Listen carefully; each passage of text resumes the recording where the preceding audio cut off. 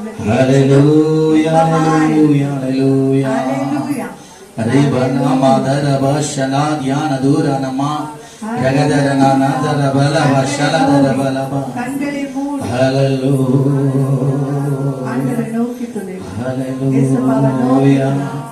Hallelujah, hallelujah, hallelujah. Ribana madara bala madara bala badara ba. Rima shana dhyana dara mana makala dara bala ba. Hallelujah, hallelujah, hallelujah, hallelujah, hallelujah, hallelujah, hallelujah. Oh, dana gada dana dhyana mushana dhyana dara bala badara bala ba. Hallelujah, nandi nandi nandi nandi nandi nandi nandi nandi nandi nandi ஆண்டவரே உம்மை துதிக்கிறோம், உம்மை போற்றுகிறோம், உம்மை வாழ்த்துகிறோம். ஹalleluya. நல்ல நல்ல விடுதலோடு நல்ல விடுதலோடு தேவனை அப்படியே ஆண்டவரை ஸ்தோத்திரிப்போமா, ஆண்டவரை ஸ்தோத்திரிப்போமா. ஆண்டவர் இதுவரைக்கும் ஆண்டவரை எங்களை பாதுகாத்தீர், எங்களை போஷித்தீர், எங்களை சத்துருக்களின் கையில எங்களை ஒப்பு விடாதிருக்கிறீர். அதற்காக உமக்கு நன்றி. என்னையும் என் குடும்பத்தை பாதுகாத்தீர், அதற்காக உமக்கு நன்றி ஆண்டவரே. எங்கள் சபையாரை பாதுகாத்து உமக்கு நன்றி ஆண்டவரே. உம்முடைய நாமத்தை அறிந்தவர்கள் உண்மையே நம்பி இருக்கிறபடினாலே ஆண்டவரே பூர்ண சமாதானத்தோடு நடத்தில் வல்லவராயிருக்கிறீர். நல்ல கருந்தட்டி நல்ல கருந்தட்டி. ஹalleluya, hallelujah, hallelujah, hallelujah. ஆராதிக்கின்றோ ஆர்ப்பரிக்கின்றோ அன்பு செய்கின்றோ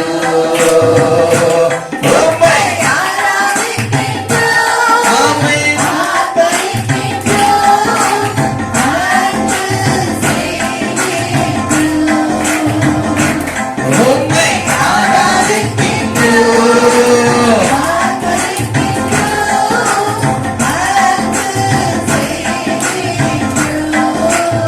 Hallelujah.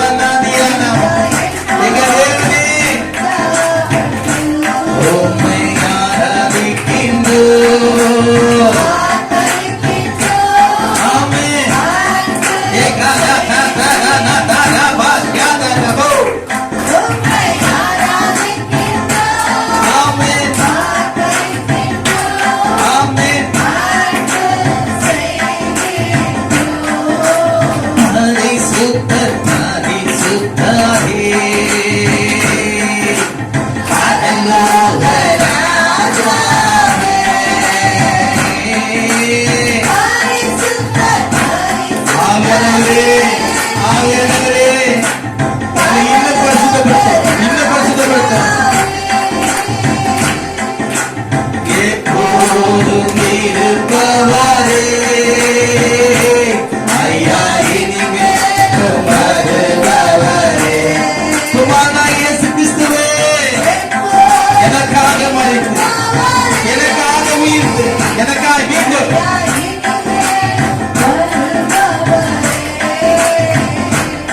உம்மை ஆராதிக்கின்றோம். நல்லா கரந்தட்டி, கண்களை மூடி, உங்கள் இதய தேவனுக்கு முன்பாக இருக்க கடவுள்.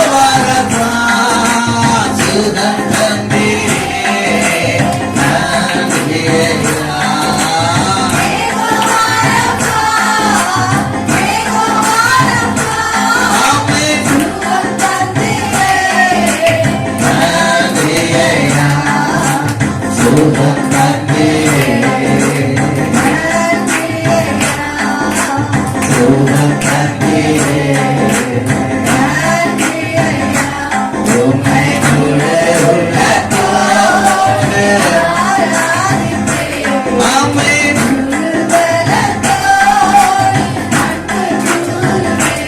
ஆமென்.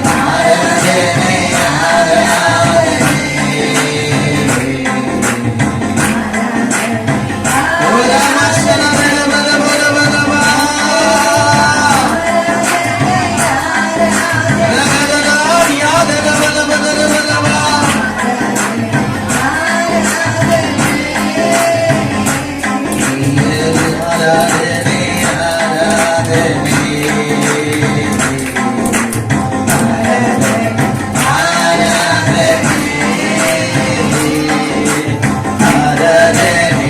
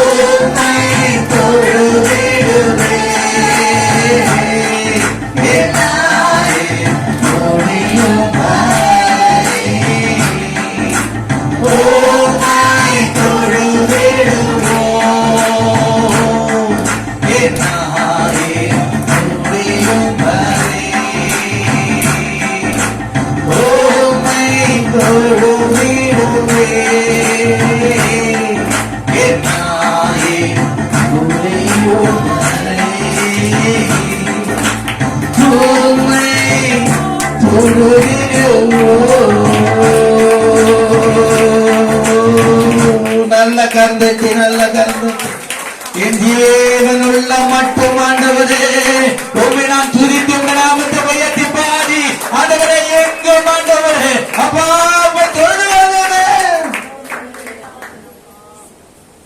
நீர் எனக்கு செய்த நன்மைகளை நான் நினைப்பேன். நான் ஜீவனோடு கூட இருப்பது உங்களுடைய சுத்த கிருபை ஆண்டவரே. இந்த கிருபையினால்தான் நாம் இதுவரைக்கும் நாங்கள் நிலைத்திருக்கிறோம். கடந்த வருடம் மாத்திரம் அல்ல, இந்த வருடத்தின் 3வது மாதத்தையும் ஆண்டவரே காண செய்தேன். 9வது ஆண்டவரே தேதியிலும் இந்த 2வது வாரத்திலும் நாங்கள் உங்களுடைய சமூகத்தை கெட்டி சேர வைத்திருக்கிறேன். ஜீவனையும் பலனையும் சுகத்தையும் ஆரோக்கியத்தையும் குணத்தை எங்களை எல்லா தீமைக்கு விலைக்கு ரட்சித்து பாதுகாத்து வந்திருக்கிறேன், நடத்தி வந்திருக்கிறேன். உமக்கு கொடான் கொடி நன்றி செலுத்துகிறோம். நிறைக்கு எல்லாத்துக்கும் எல்லாமா இருக்கிறார். எல்லா கனமும் துதியும் ஒருவருக்கே ஆண்டவனுக்கு செலுத்தி ஆண்டவரே அன்னு தினமும் உமக்காக நாங்கள் விழித்து காத்திருப்போம்.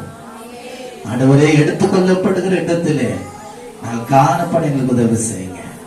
கர்த்தரால் ஆஸ்வதிக்கப்பட்டவர்களே உள்ளே வாருங்கள் என்று சொல்லோடத்துல நானும் நாங்களும் எங்கள் சபையாரும் ஆயத்தமா இருப்போம். ஆண்டவரே அப்படியாய் நாங்கள் ஆண்டவரே சாட்சி உள்ள ஜீவியம் எங்களுக்குள்ளே காணப்பட எங்களுக்கு நீங்க கிருபை செய்யுங்க.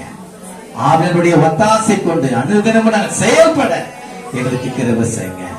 ஆண்டவரே எங்களுடைய துதி கன மகிமை எல்லாம் ஒருவருக்கே எடுக்கிறோம். இயேசு கிறிஸ்துவின் நாமத்தில் பிதாவே ஆமென். நல்ல கருந்தடி நல்ல கருந்தடி. ஹalleluya ஹalleluya ஹalleluya ஹalleluya ஹalleluya. நேற்றுல இந்த சார்ட்ல நான் போட்டிருந்தேன் ஃப்ரூட்ஃபுல் லைஃப், கனிகள் நிறைந்த வாழ்வு, வாழ்க்கை ஜீவியம் நமக்குள்ளே காணப்பட வேண்டும். இதை யார் விரும்புகிறார்? தேவன் விரும்புகிறார். அதற்கு தான் இயேசு கிறிஸ்துவை நமக்காக அவர் இந்த பூமியில அவர் என்ன பண்றாரு? தந்திருக்கிறார். அது மாத்திரமல்ல, தேவ அன்பு நமக்குள்ளே பெருகும்படியா தேவனுடைய வசனங்கள் நமக்குள்ளே அது பூரணப்படும்படியாய் பரிசுத்த ஆவியானவருடைய ஒத்தாசை கொண்டு நாம் இதுவரைக்கும் இந்த பூமியிலே ஜீவனம் பண்ண அவர் நம்மளுக்கு உதவி செய்து வருகிறார். ஹல்லேலூயா. எடுத்து வாசிக்கலாமா? யோவான் 15ஆம் அதிகாரம் 8ஆம் வசனத்தை வாசிக்கலாமா? 150ஆம் பக்கம், புதிய ஏற்பாட்டுல 150ஆம் பக்கம். நல்ல கவனிங்க, அவர் சொல்லுகிற காரியம், நீங்கள் மிகுந்த கனிகளை கொடுப்பதினால் என் பிதா மகிமைப்படுவார், எனக்கும் சிஷ்யராய் இருப்பீர்கள். ஹல்லேலூயா. பிதா மகிமைப்படும்படியாய்தான் குமாரன் அந்த பூமியில என்ன பண்ணாரு? மனுஷனாய் அவதரித்தார். ஹல்லேலூயா. பிதாவுடைய சித்தத்தை செய்து முடிக்கத்தான் மனுஷன குமாரன் ஆகிய இயேசு கிறிஸ்து வெளிப்பட்டார். ஹல்லேலூயா. எல்லா சூழ்நிலையிலும் பிதாவை தவிர வேற யாரையும் அவர் என்ன பண்ணல? மகிமைப்படுத்தவில்லை. அதனால்தான் பிதாவாகிய தேவன் குமாரனை எல்லா இடத்திலும் மகிமைப்படுத்தினார். நல்ல கரந்தட்டி நல்ல கரந்தட்டி ஆண்டு நாமத்தை உயர்த்துவோம். ஹல்லேலூயா. லாசருவை உயிர்த்தெழுத போன இடத்துல கூட அவர் சொன்னார், எப்போதும் என்னோடு கூட இருக்கிறீர் என்பதையும் எனக்கு செவி கொடுக்கிறீர் என்பதையும் நான் அறிந்திருக்கிறேன், இப்பொழுதும் இவர்கள் அறியும்படியாய் அவர் சொல்லிட்டு சொல்றாரு, லாசருவே வெளியே வா என்று சொல்லுகிறார். ஹல்லேலூயா. அவர் எப்போதும் பிதாவை மகிமைப்படுத்தி அவரையே சார்ந்திருக்கிறதுனாலதான் குமாரனாகி இயேசு கிறிஸ்துவை அவர் என்ன பண்ணாரு? மகிமைப்படுத்தினார். ஹல்லேலூயா. அதான் சொல்ற, மகிமைப்படுத்தினேன் இன்னமும் மகிமைப்படுத்துவேன். ஹல்லேலூயா. அப்போ கனிகள் நிறைந்த வாழ்வு முதலாவது யாருக்குள்ள இருந்தது? கிறிஸ்துவுக்குள்ளே இருந்தது. அதனாலதான் அதை என்ன பண்றாரு? அவர் வெளிப்படுத்துறார், காணப்படுகிறார். ஹல்லேலூயா. எங்க பார்த்தாலும் அவர் அன்பு உள்ளவராய் இருந்தார். அநேகரை விசாரிக்கிறவராய் இருந்தார். அநேகருடைய கண்ணீரை துடைக்கிறவராய் இருந்தார். அநேகருடைய குறைவுகளை அறிந்து அவர்களுக்கு உதவி செய்கிறவராய் இருந்தார் என்று நாம் பார்க்கிறோம். ஹல்லேலூயா. அப்ப பாருங்க, நாம் எப்படியா இருக்கணும்னா, அவர் என்ன பண்றாராம், மிகுந்த கனிகளை கொடுக்கிறதுனாலே என்ன பண்றாராம், பிதா மகிமைப்படுவார். அப்ப கனி கொடுக்கிற ஒரு ஜீவியம் நமக்குள்ள காணப்பட வேண்டும். அப்போ கனி கொடுக்கிற ஜீவியம் நமக்குள்ள காணப்பட வேண்டும் என்றால் நாம் என்ன செய்ய வேண்டும் என்று சொல்லிதான் அங்கே 1 நாம் வாசிக்கிறோம். நான் மெய்யான திராட்சை செடி, என் பிதா திராட்சை தோட்டக்காரர். என்னில் கனி கொடாதிருக்கிற கொடி எதுவோ அதை அவர் அறுத்து போடுகிறார். கனி கொடுக்கிற கொடி எதுவோ அது அதிக கனிகளை கொடுக்கும்படி அதை சுத்தம் பண்ணுகிறார். ஹல்லேலூயா. அங்கே நாம் பார்க்கிறோம், நான் உங்களுக்கு சொன்ன உபதேசத்தினாலே நீங்கள் இப்பொழுது, நான் சொன்ன எல்லா உபதேசத்தினாலே இப்பொழுது நீங்க, அப்ப அவர் என்ன உபதேசம் சொன்னாரு, நீங்கள் இந்த உலகத்துக்கு சொல்லுங்க வெளிச்சமா இருக்கிறீர்கள், உங்கள் வெளிச்சம் இல்லாதபடிக்கு எச்சரிக்கையாயிருங்கள். நீங்கள் இந்த உலகத்துக்கு உப்பா இருக்கிறீர்கள். உங்கள் உப்பு சாரமற்று போகாதபடிக்கு. உப்பு சாரமற்று போனால் என்ன ஆகும், வெளியிலே கொட்டப்படவும் காலினால் மிதிக்கப்படும் என்று வேறென்றுக்கும் உதவாது. ஹல்லேலூயா. அப்ப பாருங்க, நமக்குள்ளே வெளிச்சம் பிரகாசிக்க வேண்டும். அது கிறிஸ்துவுடைய வெளிச்சம் நமக்குள்ளே என்ன பண்ணணும், பிரகாசிக்கணும். சாட்சியுள்ள ஜீவியம். அது மாத்திரமல்ல, உப்பை போல எல்லாவற்றிலும் சாரமேற்றுகளாக காணப்பட வேண்டும். தேவனுடைய வார்த்தை அப்படியாய் நமக்கு என்ன பண்றது, எச்சரிக்கிறது. அதையெல்லாம் நம் கை கொண்டு நம்ம இதன்படி நடக்கும் போது, அது மாத்திரமல்ல, அவர் சொல்றாரு, என்னை நேசிக்கிறது போல நீ என்ன பண்ணு, ஆமா, உன்னில் அன்பு கூறுறது போல நீ பிறனிடத்துல என்ன பண்ணணும், அன்பு கூறணும். அப்பதான் பிதாவுடைய அன்பு நமக்குள்ள பூரணப்பட்டது என்பதை அறிந்து கொள்ள முடியும். ஹல்லேலூயா. கீழே அங்க அழகா சொல்றாரு பாருங்க, நான் உங்களில் அன்பா இருக்கிறது போல, 12ஆம் வசனம், நான் உங்களில் அன்பா இருக்கிறது போல நீங்களும் ஒருவர் அன்பா இருக்க வேண்டும் என்பதே என்னுடைய கற்பனையா இருக்கிறது. ஒருவன் தன் சிநேகிதருக்காக தன் ஜீவனை கொடுக்கிற அன்பிலும் அதிகமான அன்பு ஒருவருக்கும் இல்லை. நான் உங்களுக்கு கற்பிக்கிற யாவையும் நீங்கள் செய்வீர்கள், ஆனால் என் சிநேகிதராயிருப்பீர்கள். ஹல்லேலூயா. அவர் நம்மேல் அன்பு கூர்ந்தா நாம் அவரில் அன்பு கூறுகிறோம். அவர் நம்மேல் அன்பு கூர்ந்த நிமித்தம் நாம் அநேகரை அன்பு கூறுகளாய் காணப்பட வேண்டும். அப்போதுதான் நாம் அவருடைய சிஷ்யர்களாய் மாற முடியும். இப்படிப்பட்ட உபதேசங்களில் நாம் நிலைத்திருந்தால் கனி கொடுக்கிற ஜீவியம் நமக்குள்ளே காணப்படும். நல்லா கவனிங்க. அப்போ அந்த உபதேசத்துல நாம் நிலைத்திருக்கலன்னா என்ன நடக்குது அங்க பார்க்கும் பொழுது, 4ஆம் வசனத்தை வாசிக்குங்க. என்னில் நிலைத்திருங்கள், நானும் உங்களில் நிலைத்திருப்பேன். கொடியானது திராட்சை செடியில் நிலைத்திராவிட்டால் அது தானாய் கனி கொடுக்க மாட்டாதது போல நீங்களும் என்னில் நிலைத்திராவிட்டால் கனி கொடுக்க மாட்டீர்கள். ஹல்லேலூயா. ரொம்ப அருமையா சொல்றாரு. எப்படி சொல்றாரு, அந்த 5ஆம் வசனம் சொல்றாரு, நானே திராட்சை செடி, நீங்கள் ஒருவன் என்னிலும், நீங்கள் கொடிகள், ஒருவன் என்னிலும் நான் அவனிலும் நிலைத்திருந்தால் அவன் மிகுந்த கனிகளை கொடுப்பான். என்னை அல்லாமல் உங்களால் ஒன்றும் செய்யக்கூடாது. ஹல்லேலூயா.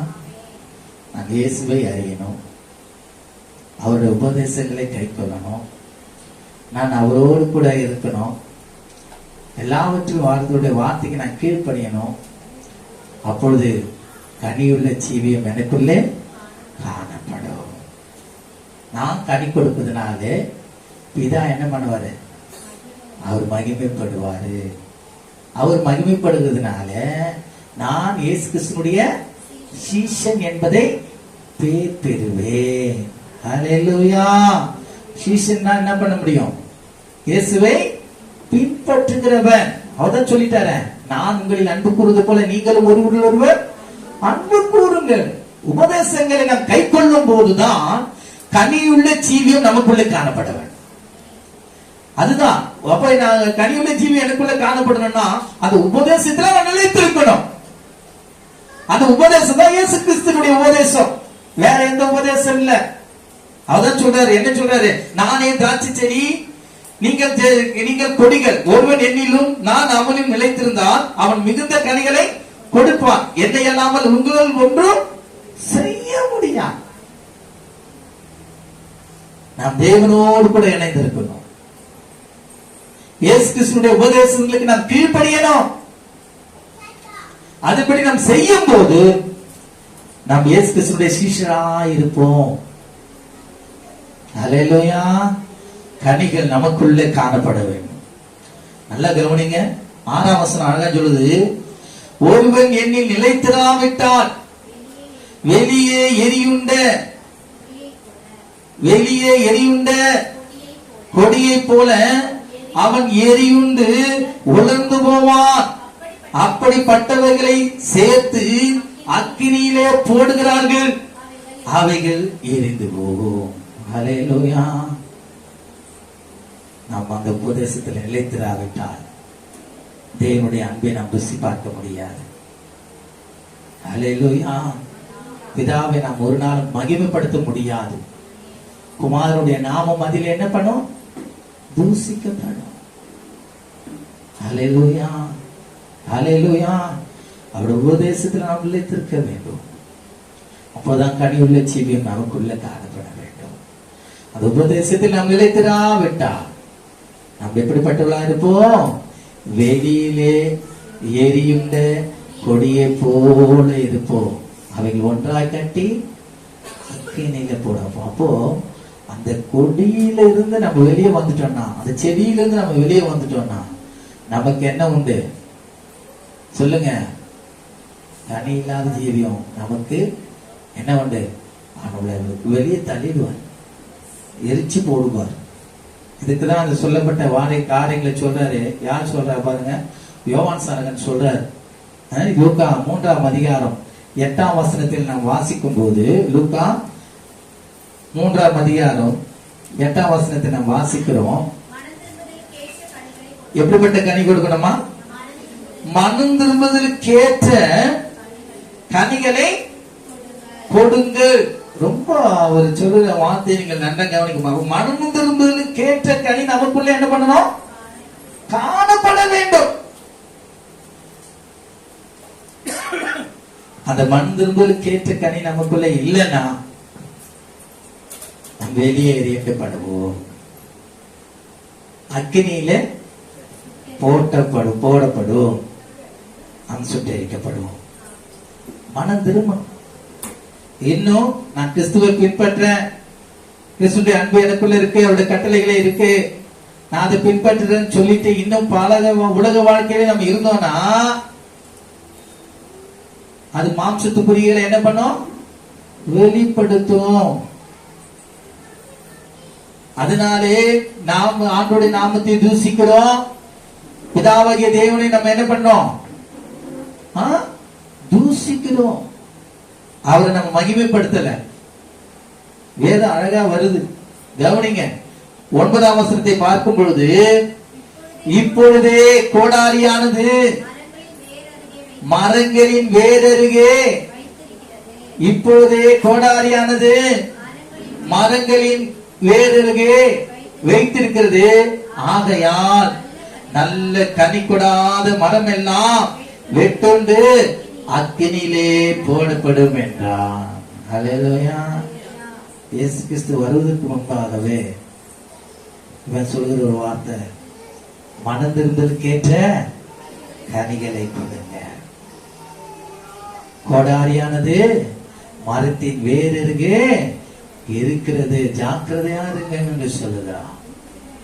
அது மாத்திரமல்ல, நன்றாக கவனிக்க பார்க்கும் பொழுது சங்கீதம் 7ஆம் அதிகாரம்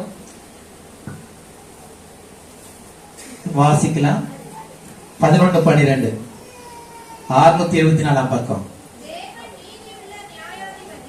தேவன் தேவன் நீதியுள்ள நியாயாதிபதி. அவர்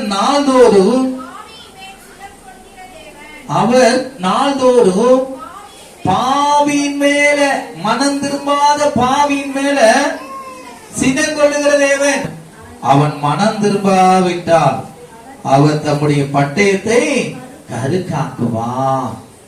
அவர் தம்முடைய வில்லை நானேற்றி அதை ஆயத்தப்படுத்தி இருக்கிறார். அதனால்தான் அங்க யோவான் சாணன் சொல்ற, கோடாலியானது மரத்தின் வேறருகே வைக்கப்பட்டிருக்கிறது. மனம் திரும்பலுக்கேற்ற கனி கொடுக்கவில்லை என்றால் அந்த மரம் வெட்டி அக்கினியில போடப்படும். ஹல்லேலூயா. நம்ம ஆண்டவருக்கு ஒப்பு கொடுக்கணும். ஆண்டவரே, எனக்குள்ள கனிகள் காணப்படணும்ப்பா, மனம் திரும்பலுக்கேற்ற கனி எனக்குள்ள காணப்படணும் ஆண்டவரே. அது மாத்திரமல்ல, பிதா மகிமைப்படும்படியான அந்த கனியுள்ள ஜீவியம் எனக்குள்ள காணப்படணும்பா. நாம் என்று சொல்லணும். எல்லாவற்றிலும் ஆண்டவரே இயேசு கிறிஸ்துவின் உபதேசத்துல நான் நிலைத்திருக்கணும்.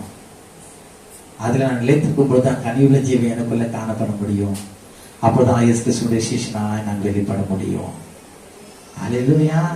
அதனால இயேசு கிறிஸ்து சொல்றாரு, ஒருவன் என்னை பின்பற்றுவானால் அவன் தன்னைதானே வெறுத்து தன் சிலுவை அர்த்தம்.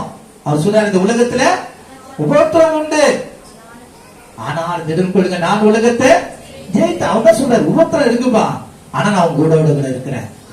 போன வாரத்தோடு நம்ம வாசித்தோம். அவரே சோதிக்கப்பட்டு பாடுபட்டது நிமித்தம் சோதிக்கப்பட்டவர்களுக்கு அவர் உதவி செய்ய வல்லவரா இருக்கிறார். சோதனைந்து தப்பித்துக் கொள்ளும் வழியையும் அவர் நமக்கு என்ன பண்ணாரு, கற்றுக் கொடுப்பார்.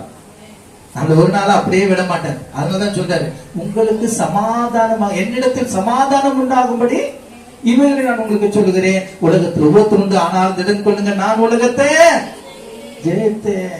அப்ப கிறிஸ்துவை பின்பற்றும் பொழுது பாடுகள் வரலாம், துன்பம் வரலாம், துயரம் வரலாம், குறைவுகள் வரலாம்.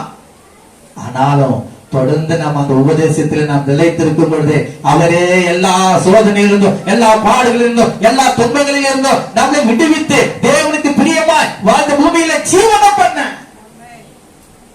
நம்மளுக்கு அவர் உதவி செய்வார்.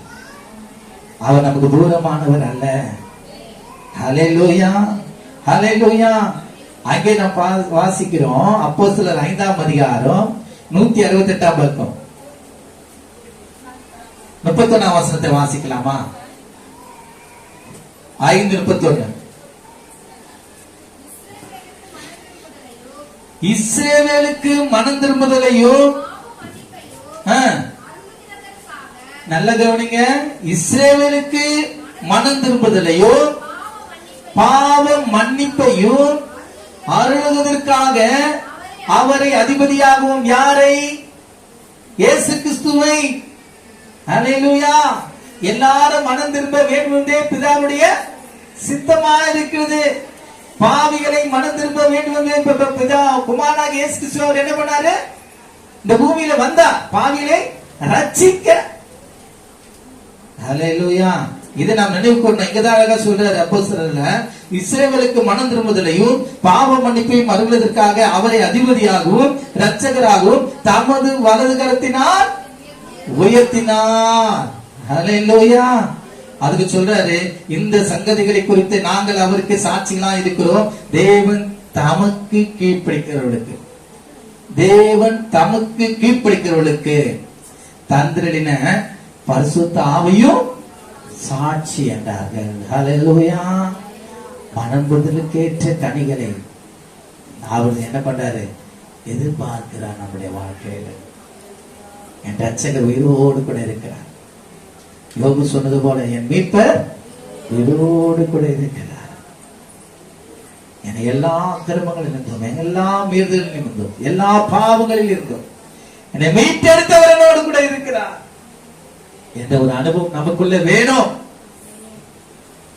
அப்பதான் பிதாவாகிய தேவன் நம்மிலே மகிமைப்படுவார். குமாரனாகிய இயேசு கிறிஸ்து நம்ம என்ன பண்ணுவாராம்?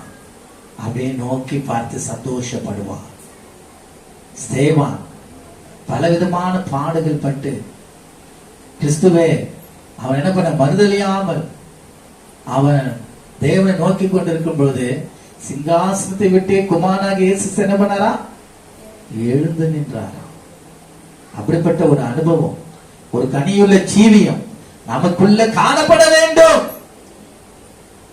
நாம் அவருடைய சிஷ்யர்களாய் மாற வேண்டும். எல்லா உபத்திரவத்திலும் பாடுகளின் மத்தியிலும் கனி கொடுக்கிற ஜீவியம் நமக்குள்ளே காணப்பட வேண்டும். அவரை விட்டு பின்வாங்கி போகக்கூடாது. அவரை நாம் நிலைத்திருக்கிறவர்களாய் காணப்பட வேண்டும். அது மாத்திரமல்ல, அதே 8ஆம் அதிகாரம் 22ஆம் வசனத்திலே சொல்லப்பட்டிருக்கிறது. அப்போஸ்தலர் 8:22 வாசிப்போமா? ஆகையால் நீ உன் துர்க்குணத்தை விட்டு மனம் திரும்பி தேவனை நோக்கி வேண்டிக்கொள். ஒருவேளை உன் இருதயத்தின் எண்ணம் உனக்கு மன்னிக்கப்படலாம். யாரை நோக்கி கேட்கணும்?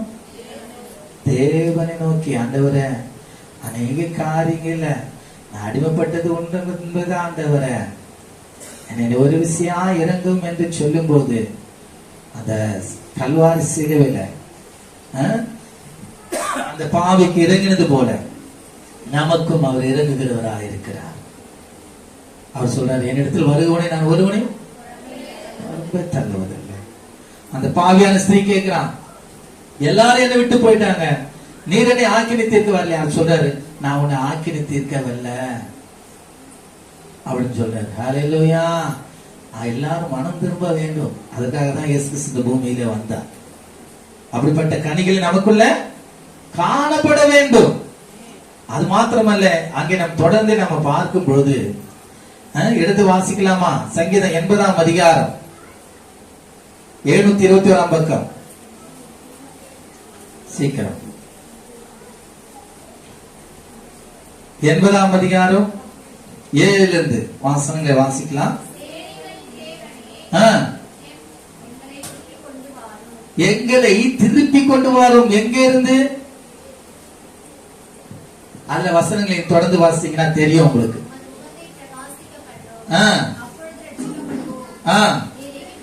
நீர் எகிப்திலிருந்து ஒரு திராட்சை கொடியை கொண்டு வந்து ஜாதிகளை துரத்தி விட்டு அதை நாட்டினீர். அதை கொண்டு வந்து ஜாதிகளை துரத்தி விட்டு அதை நாட்டினீர். அதற்கு இடத்தை ஆயத்தப்படுத்தினீர். அது வேரூன்றி தேசமெங்கும் பொழுது அது நிழலால் மலைகளும் அதன் கிளைகளால் திவ்யமான கேதுர்களும் மூடப்பட்டது. அது தன் கொடிகளை சமுத்திரமட்டாகவும் தன் கிளைகளை நதி மட்டாகவும் பரவவிட்டது. இப்பொழுதோ வழி நடக்கிற யாவரும் அதை பறிக்கும்படியாக அதன் அடைப்புகளை ஏன் தகர்த்து போட்டி. அது மாத்திரமல்ல, அங்க நாம் பார்க்கிறோம், காட்டு பன்றி அதை உழுது போடுகிறது, வெளியில் மிருகங்கள் அதை மேய்த்து போடுகிறது. சேனைகளின் தேவனே திரும்பி மாறும். வானத்திலிருந்து கண்ணோக்கி பார்த்து இந்த திராட்சை செடியை விசாரித்திடும். உம்முடைய வலதுகரம் நாட்டின கொடியையும் உமக்கு நீர் திடப்படுத்தின கிளையையும் கடாட்சி தரலும். அது அக்கினியினால் சுடப்பட்டும் வெட்டுண்டு போயிற்று. உம்முடைய முகத்தின் பயமுறுத்தலால் அழிந்து போகிறார்கள். உமது கரம் உமது வலது பார்சத்தின் புருஷன் மீதிலும் உமது நீர் திடப்படுத்தின மனுஷகுமாரன் மீதிலும் இருப்பதாக. அப்பொழுது உம்மை விட்டு பின்வாங்க மாட்டோம். எங்களை உயிர்ப்பியும், அப்பொழுது உமது நாமத்தை தொழுது கொள்ளுவோம். சேனைகளின் தேவனாகி கர்த்தாவே, எங்களை திருப்பி கொண்டு வாரும். உமது முகத்தை பிரகாசிக்க பண்ணும். அப்பொழுது ரட்சிக்கப்படுவோம். ஹல்லேலூயா, ஹல்லேலூயா, ஹல்லேலூயா. எகிப்திலிருந்து மீட்கப்பட்டவர்கள் யார்? இஸ்ரவேலர். அந்த இஸ்ரவேலருக்கு ரட்சிப்பு உண்டாக்கும்படியாய் அதிபராய் வந்தவர் யார்? இயேசு கிறிஸ்துவானவர். அந்த நிழலிலே நாம் தஞ்சம் அடைய வேண்டும். ஹல்லேலூயா. நாம் அதிலிருந்து வெளியே வரக்கூடாது. ஒரு நாளும் இஸ்ரவேல் ஜனங்களுக்கு விரோதமாய் அநேகர் வந்தாலும், அவர்கள் ஒன்றுமில்லாமல் ஆக்கலாம் என்று நினைத்தாலும், ஒருவராலும் அவர்களை எதிர்த்து நிற்க முடியவில்லை. ஏன்னா இஸ்ரவேலின் சேனையில் கர்த்தர் அவளோடு கூட இருந்தார். நல்ல கரம் தட்டி ஆண்டு நாமத்தை உயர்த்துவோமா? ஹல்லேலூயா, ஹல்லேலூயா, ஹல்லேலூயா. அவருடைய ஜனங்களா நாம் இருக்கிறோம். அவருடைய கொடியாய் நாம் இருக்கிறோம். நம்மை அவருடைய கரத்திலிருந்து ஒருவனும் பறித்து கொள்ள முடியாது. சத்துடைய கையில ஒரு நாள் நம்மள என்ன பண்ண மாட்டாரு? ஒப்பு கொடுக்க மாட்டார். ஹல்லேலூயா. அது மாத்திரமல்ல, அங்கே நாம் தொடர்ந்து பார்ப்போமானால் எடுத்து வாசிக்கலாம். எபிரேயர் 6ஆம் அதிகாரம் 1ஆம் வசனத்தை வாசிக்கலாமே. எபிரேயர் 6ஆம் அதிகாரம் 1ஆம் வசனம். நமக்குள்ள கனி கொடுக்கிற ஜீவியம் வேணுங்க. இந்த இஸ்ரவேல் ஜனங்களை போல நம்ம திரும்ப திரும்ப என்ன பண்ணக்கூடாது? தேவனை மறுதளிக்கிறவர்களாய் காணப்படக்கூடாது. திரும்ப உலகத்துக்கு நம்ம என்ன பண்ணக்கூடாது? போய்விடக் கூடாது. தேவன் நம்மளை விடுவித்திருக்கிறார், ரட்சித்திருக்கிறார். இது நிமித்தம் அவருடைய நிழலிலே நாம் தஞ்சமடையவர்களாய் காணப்பட வேண்டும். ஹல்லேலூயா. எடுத்தீங்களா? எபிரேயர் 6ஆம் அதிகாரம் 1ஆம் வசனத்தை வாசி. ஆகையால் கிறிஸ்துவை பற்றி சொல்லிய மூல உபதேச வசனங்களை நாம் விட்டு செத்த கிரியைகளுக்கு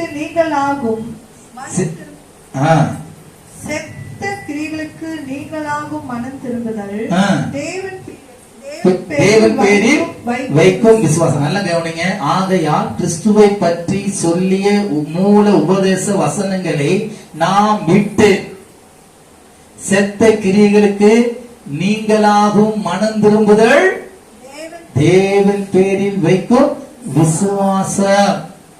அடுத்தது ஸ்தானங்களுக்கு அடுத்த உபதேசம், கைகளை வைக்குதல், மரித்தோரின் உயிர்த்தெழுதல், நித்திய நியாயத்திற்கு என்பவைகளாகிய அஸ்திபாரத்தை மறுபடியும் போடாமல் பூரணராகும்படி கடந்து போவோமாக. ஹல்லேலூயா. செத்த கிரியைகளுக்கு நம்ம என்ன பண்ணக்கூடாது? இடம் கொடுக்க கூடாது. அதனால இயேசு கிறிஸ்து சொன்னார், அந்த எப்படிப்பட்ட வெள்ளை அடிக்கப்பட்ட கல்லறை. கர்த்தருடைய வசனத்தை வாயினால போதிப்பாங்க, ஆனா அந்த வசனத்தின்படி என்ன பண்ண மாட்டாங்க? நடக்க மாட்டாங்க. அவங்களும் அப்படிதான். தேவனுடைய வார்த்தையை வாயினால பேசுவாங்க, அதற்கு கீழ்ப்படிய மாட்டாங்க. அதுதான் சொல்ற பரிசேயர் சதுசேயர் பத்தி அதுதான் அவர் சொல்றார். வெள்ளை அடிக்கப்பட்ட கல்லறைகளே சொல்ற. நாம் அப்படி இருக்க கூடாது. தேவனுடைய வார்த்தைக்கு கீழ்ப்படியணும். அதனால்தான் சொல்லிய உபதேச வசனங்களை நாம் விட்டு செத்த கிரிகளுக்கு நீங்களாகும் மனம் திரும்புதல் தேவன் பேரில் வைக்கும் விசுவாசம் எல்லாவற்றிலும் உபதேசத்திலே நாம் நிலைத்திருந்தவர்களாய் காணப்பட வேண்டும். ஒரு நாளும் அந்த உபதேசத்தை விட்டு வழி விலகவே கூடாது என்று சொல்லுகிறார். ஹல்லேலூயா.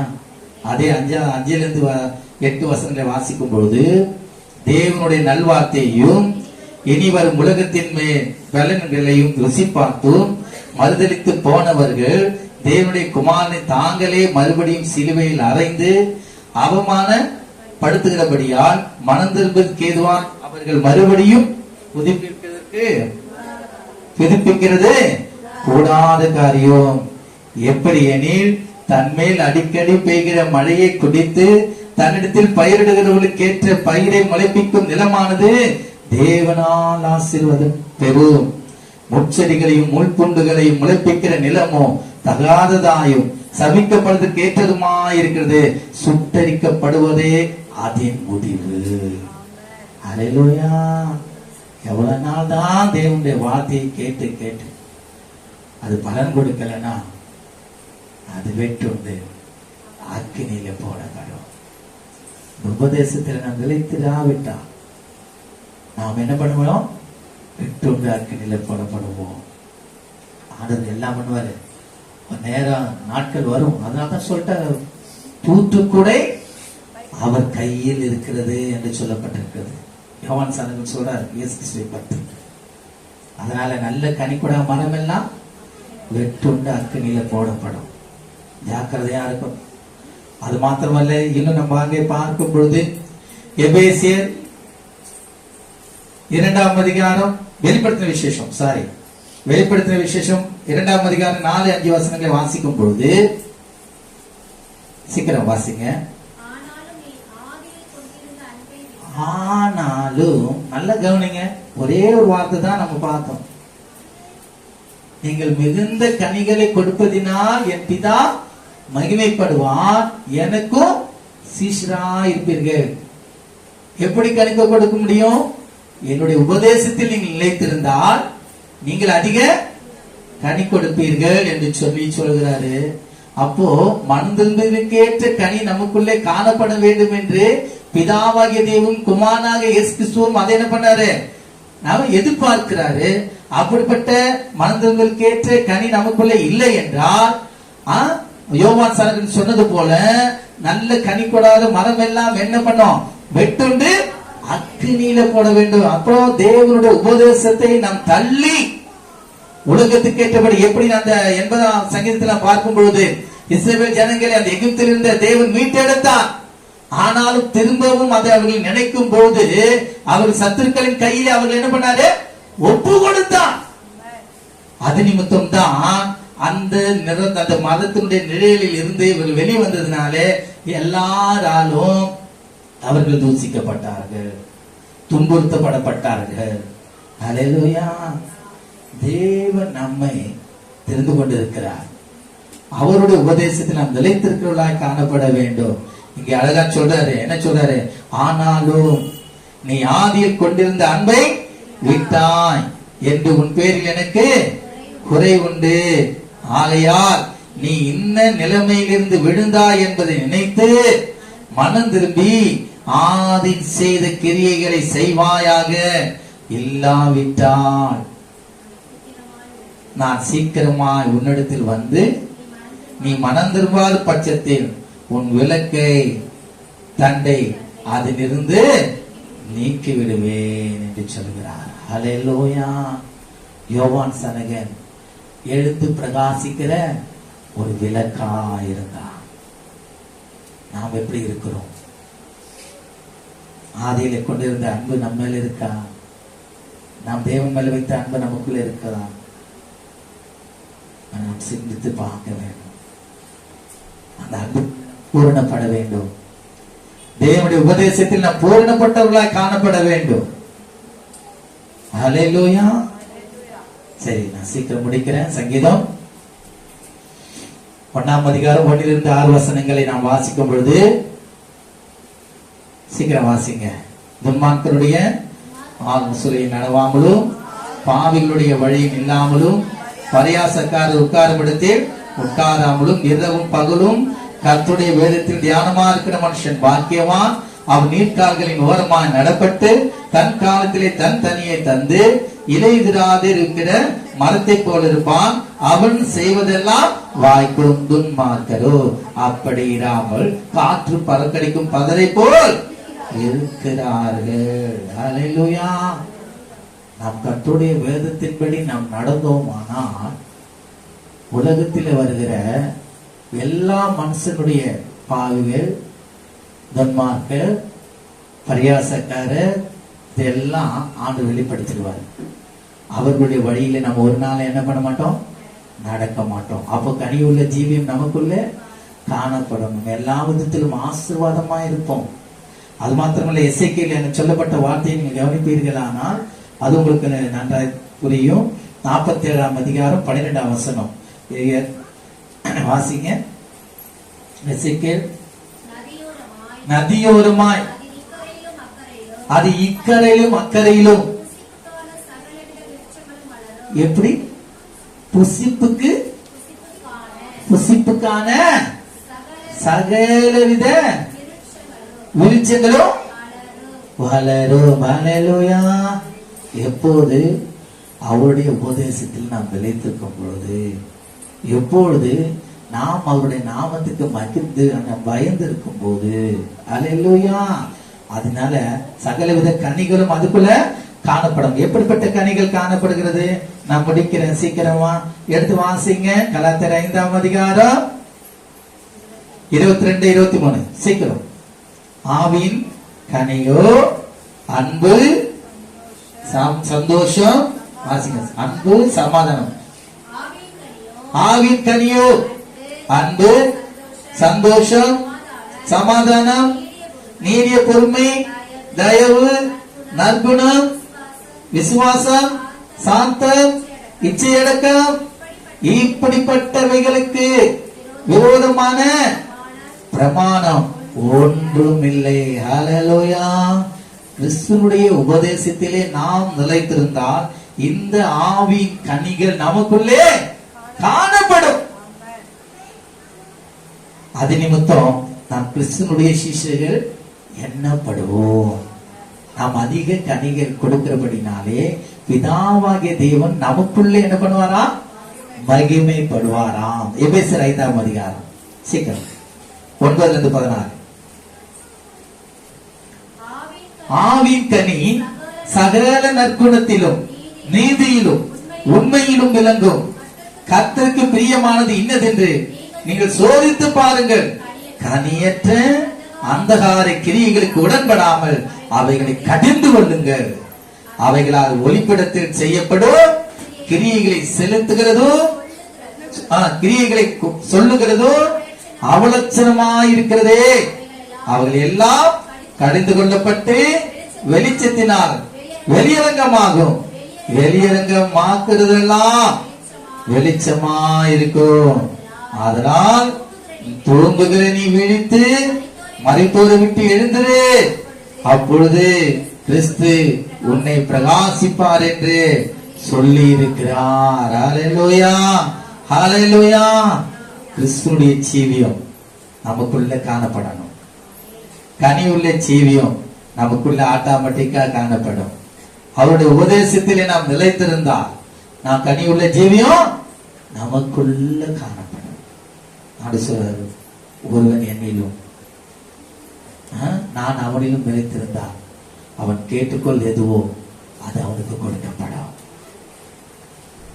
அப்படி கேளுங்க. ஆண்டவரே, கனி கொடுக்கிற ஜீவி எனக்குள்ள வேணும். ஆண்டவரே, ஆண்டவரே, வேற அறுப்புண்டு நான் அக்கினியில போடப்படக்கூடாது. ஆண்டவரே, நான் உங்க உறுதியாக பற்றிக் கொள்வேன். ஆண்டவரே, உங்களுடைய வார்த்தைக்கு நான் கீழ்ப்படிவேன். ஆண்டவரே, ஆண்டவரே, நான் உனக்கு ஆண்டவரே ஒரு நாள் துரோகம் பண்ண மாட்டேன். ஆண்டவரே, என்னை எகிப்திலிருந்து நீ பிரித்தெடுத்து ஆண்டவரே, அதை நான் நினைவு கூறுகிறேன். உலகத்திலிருந்து என்னை பிரித்தெடுத்திருக்கிறேன். ஆண்டவரே, அந்த வனந்தொங்குதலுக்கு கேட்ட கனி எனக்குள்ளே உண்டாகணும். நான் திரும்ப உலகத்துக்கு போகக்கூடாது. ஆண்டவரே, என் மேல் இரக்கமாயிரும் என்று கேட்போமா? ஆண்டவர் நமக்கு உதவி செய்வார். ஹல்லேலூயா. நல்ல கனி கொடா மரங்கள் எல்லாம் அக்கினியில் போடப்படும். நல்ல கனி கொடா மரங்கள் எல்லாம் வெட்டுண்டு அக்கினியில் போடப்படும். ராஜா வருகிறார்.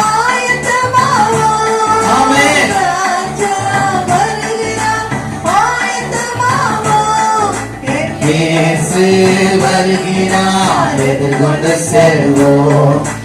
இயேசு வருகிறார், எதிர்கொண்டு செல்வோம். பல்லுகள் எல்லாம் மாலைகள் குண்டுகள் தந்திர வேண்டும். கோணலானவை நேராகணும், கரடானவை சமமாகணும். பல்லுகள் எல்லாம் ஆமென். மாலைகள் குண்டுகள் எஸ் எஸ் எஸ் கோணலானவை நேராகணும், கரடானவை சமமாகணும். ஆமென். ஹல்லேலூயா, ஹல்லேலூயா, ஹல்லேலூயா. நல்ல கருணைக்காக நாமத்தை உயர்த்துவோமா? ஆண்டவரே, கனி கொடுக்கிற ஜீவி எனக்குள்ள காணப்பட வேண்டும். உம்முடைய உபதேசத்துல நான் நிலைத்திருக்க வேண்டும். நான் நல்ல கனி கொடுக்கிறதுனாலே, அதிக கனி கொடுத்தனாலே பிதா என்னில் மகிமைப்பட வேண்டும். நான் கிறிஸ்துவுடைய சிஷ்யனா இந்த பூமியில ஜீவிக்கணும். நான் திரும்ப உலகத்திற்கு திரும்ப செல்லுகிற ஒரு வாழ்க்கை எனக்கு வேணாம். ஆண்டவரே, எனக்கு உதவி செய்யும். உங்களுடைய நாமம் அதிலே மகிமைப்படட்டும். இயேசு கிறிஸ்துவின் நாமத்தில் பிதாவே ஆமென். கர்த்தர் அப்படியே நம்ம செய்வதற்கு நல்ல காரணத்தை நாமத்தை உயர்த்துவோமா? ஹalleluya, ஹalleluya.